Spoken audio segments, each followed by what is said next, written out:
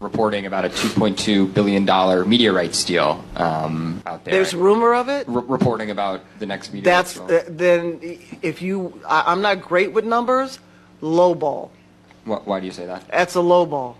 You're saying how much? 2.2 billion over 11 Not years. enough. Not even close. Now, I'm not trying to inflate it a whole lot, but a 2's nice, and 8 would be better. That's what I'm talking about, because they know. They know. And we certainly have come a long way. I look brighter than my freaking military future right now. The WNBA has exploded this year. The ticket sales for WNBA games are through the roof. Over 3.4 million people viewed the WNBA All-Star Game this year. More and more teams are getting their own facilities to practice in, such as the Las Vegas Aces, Seattle Storm, Phoenix Mercury, and now the Chicago Sky will improve their facilities for their players as well. So Forbes just came out with an article due to the new media deal. I had inserted that clip of a former basketball player and a current WNBA coach. She was coaching the Team WNBA All-Star Game that just occurred on Saturday.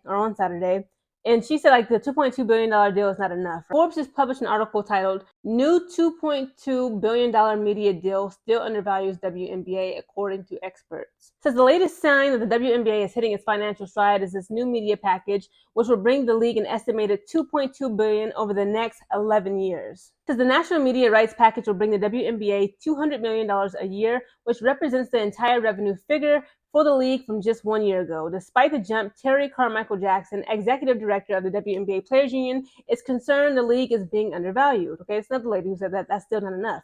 This is what she said. She says, "We have wondered for months how the NBA would value the WNBA and its media rights deal." She provided in a statement to the Washington Post. She goes on to continue to say, "With a reportedly $75 billion deal on the table, the league is in control of its own destiny. More precisely, the NBA controls the destiny of the WNBA." Again, the WNBA was launched back in 1996, just a year after I was born, and 60% of it is owned by the NBA, who negotiated both the previous deals and the one on the horizon. So the WNBA currently have media deals with Disney, Eon, CBS, and Amazon worth $50 million annually, which will expire after the 2025 season. Again, just this year alone, the WNBA draft of 2024 drew in over 2.4 million viewers. Viewership for the WNBA is up overall. It's up 183% from last season, with the first 5 games averaging 1.4 million viewers compared with the 2023 average of 440,000 viewers per game. So again, the WNBA is still hitting its stride, but just this year alone, it's exploding. Okay, it has exploded.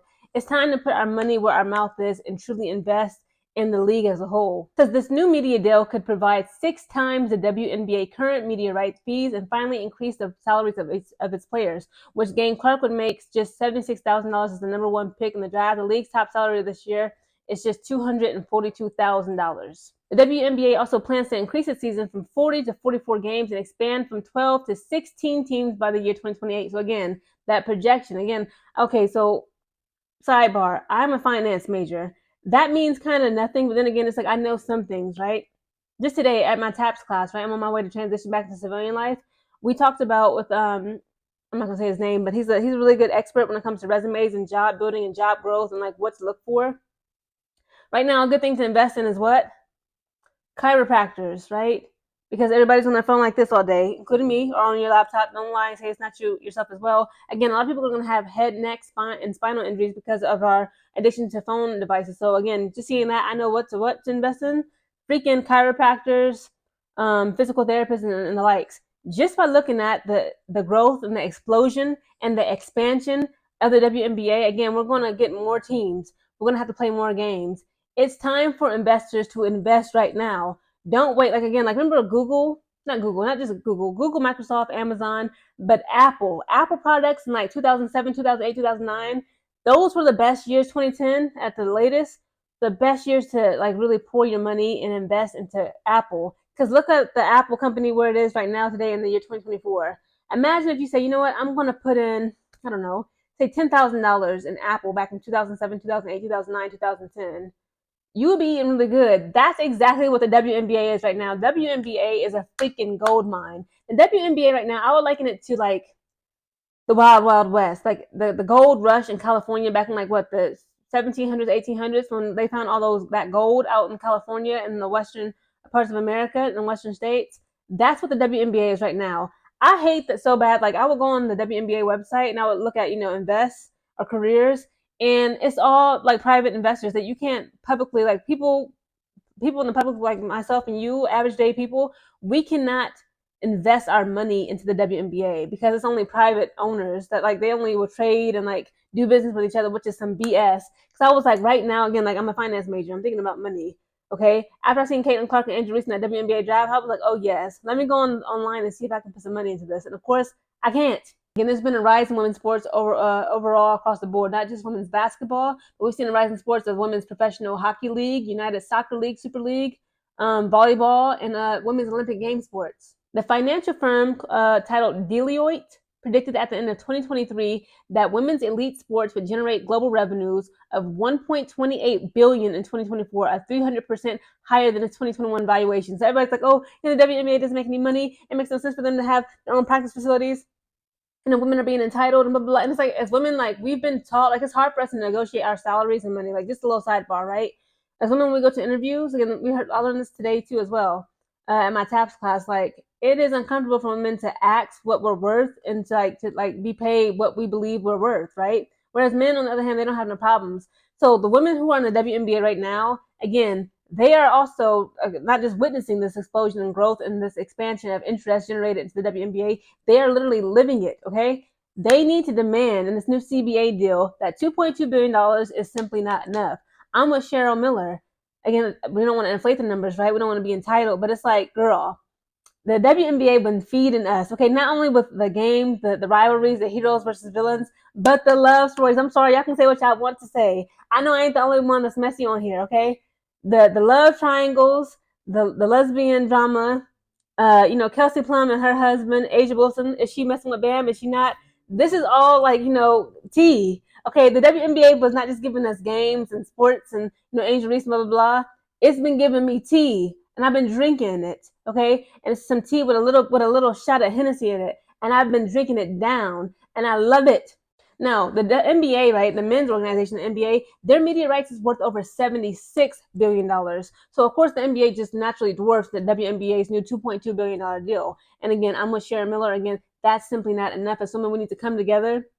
We're just people who are spectators of the sport, and we respect these women. We enjoy watching the WNBA games, because I know I sure do. I'm about to be following it forever now. As long as Angel Reese, Caitlin Clark, it's a whole bunch of women that's so talented. I can go on. Nneka Ogwumike, Jewel Lloyd, Dejanay Carrington, Alyssa Smith, Aaliyah Boston, Camila Cardoso, Kennedy Carter, Marina Mabry, Rachel Bannum, Dewana Bonner, Alyssa Thomas. Like, I could literally, I'm like a fan of everybody, okay? It's so many talented, amazing women in the sport that, again, like, this, it's going to continue to put more eyes on it and grow it globally. It's not just in America, okay? No. Okay, next year, San Francisco, like, they have the Golden State Warriors for the NBA, the men's team, basketball team. They're going to have the Golden State Valkyries, okay? The women's going to have a league there. And then the following year, 2026, okay? Again, it seems kind of like a long time from now, but it's really just a year and a half. We're already more than halfway through the 2024 year. Toronto is going to have an expansion team. They're going to have their own women's basketball league in Toronto. I am so excited for the WNBA. And she also goes on to quote at the end of this article, I'm going to end it here. It says, we in the NBA are maybe the only sports properties that can give 330 days of live programming almost the entire year, she said. That's hugely valuable to a subscription platform. Speaking of subscription platforms, with this new deal, it's mainly like the streaming of the WNBA games. I believe it'll mainly be through the the streaming app called Peacock now.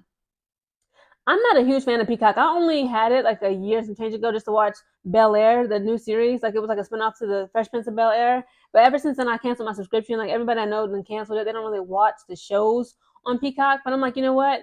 Peacock was like $8 or some change for me each month. Not year. I wish it was a year, right? So that's cheaper than my Netflix and my Amazon Prime Video subscriptions. But it's like, Peacock, that's just one streaming services. Again, like, people don't understand. Again, I'm a little finance major. I'm not even done with school, but even I know, I have enough sense to know. I'm sure you have enough sense to know that that's not enough. In order for us to continue to grow and expand the WNBA and generate more interest, we need to make it as accessible as possible. Remember that quote when it comes to real estate, location. Okay, location is everything. When it comes to like growing platforms like an online-based business or anything you want to do online, accessibility. Imagine you want to go to Target, right? But Target is only open for like 2 hours per day. You're not gonna make much profit because it's not enough. You got to expand those doors. You got to keep those store door open hours open, right? Long enough to actually allow more customers to flow through, so you can also capture more revenue and gross income. It's the same thing about the streaming services. Why just put it on Peacock? It should be on Peacock. It should be on Fubo Sports, which it is right now. FS1, USA Network. It should be on ABC. All sorts of sports apps and non-sports apps.